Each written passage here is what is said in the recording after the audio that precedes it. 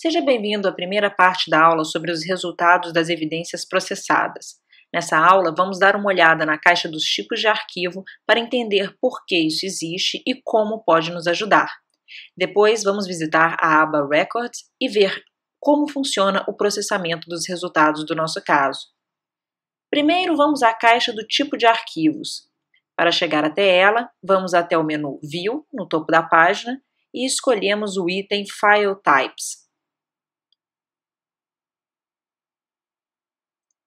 Os tipos de arquivos contidos nesta aba servem para ajudar o examinador a identificar arquivos usando certos fragmentos de dados.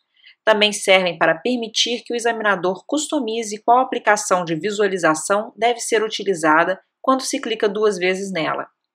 O primeiro tipo de arquivo que temos no Table Pane é o 3D Metafile. Esse tipo de arquivo, entre muitos outros, são identificados pela extensão que eles possuem e pelo cabeçalho do arquivo. Algumas vezes, o fim do arquivo, chamado de footer, também pode ser útil. Eu vou me mover para a direita para ver as colunas adicionais. A caixa de tipo de arquivo de cada um pode ser acessada utilizando o botão Editar ou clicando duas vezes assim. A primeira aba é a Options, que contém o nome descritivo do tipo de arquivo e as suas diferentes extensões. Abaixo está a categoria a que este arquivo pertence. A seção Viewer determina qual aplicação deve ser usada ao se clicar duas vezes na entrada. As três opções são In-Case, Windows e Installed Viewer. A opção In-Case utiliza o In-Case como visualizador default. A opção Windows fará uso de algum aplicativo associado ao Windows. E o Installed Viewer permite que o examinador especifique a aplicação que deve ser usada, não importando qual associação que essa aplicação tenha no sistema operacional Windows. A aba Header contém o cabeçalho do arquivo. O cabeçalho de um arquivo são os primeiros bytes de dados lógicos que identificam um tipo de arquivo. Por exemplo, neste caso, o cabeçalho do arquivo é o texto 3DMF em caixa alta. Se o arquivo contém um footer conhecido, ele será exposto nessa aba. O footer de um arquivo é similar ao cabeçalho, mas localiza-se ao final do arquivo lógico de dados. Esse caso contém os tipos de arquivo padrão que vem com o produto In-Case. O examinador pode trazer outros tipos de arquivo que não estão incluídos aqui. Por exemplo, um tipo de arquivo proprietário utilizado somente pela empresa do analista.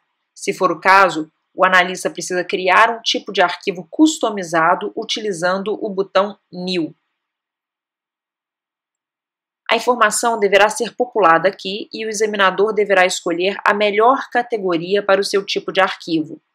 Quando a evidência é processada pelo In-Case, uma análise de assinatura é automaticamente incluída.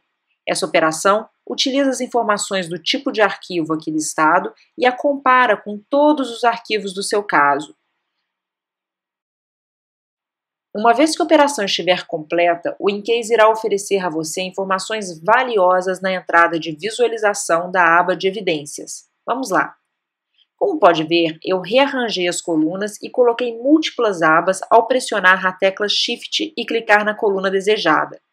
A primeira entrada no painel à direita é a checkboard.dll.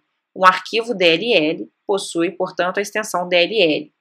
Também possui um cabeçalho MZ em caixa alta. Veja, marcado em laranja à direita, na parte baixa da página. Durante a análise da assinatura do arquivo, a extensão do arquivo e o cabeçalho coincidiram com as contidas na caixa dos arquivos. Porque ambos estão corretos, a coluna Análise de assinatura está marcada com a palavra Match, corresponde. Então, o arquivo foi corretamente identificado como um DLL. Vamos então a um arquivo diferente. Esse arquivo se chama Bill Basher CP, com a extensão PST. Foi identificado como um e-mail do Microsoft Outlook. No entanto, ao olhar os dados lógicos do arquivo, percebemos que ele possui um cabeçalho que se identifica com um JPEG de arquivo de imagem. O valor hex é FFD8, FF é 0. Por causa disso, a coluna de análise de assinaturas está preenchida com a palavra alias. Em tradução, seria pseudônimo. Isso quer dizer que a extensão do arquivo deve ser um alias, um nome falso, que encoberta a sua verdadeira identidade. Neste caso, um arquivo de imagem renomeado com a extensão PST. O proprietário deste arquivo deve ter renomeado o documento intencionalmente para escondê-lo, mas essa é uma questão a ser determinada pelos examinadores. O que importa é que o in-case nos permitiu ter acesso a um arquivo necessário à investigação. Vamos tentar mais um? Agora o arquivo settings.sol. Ele tem na coluna de análise de assinaturas o status desconhecido, unknown.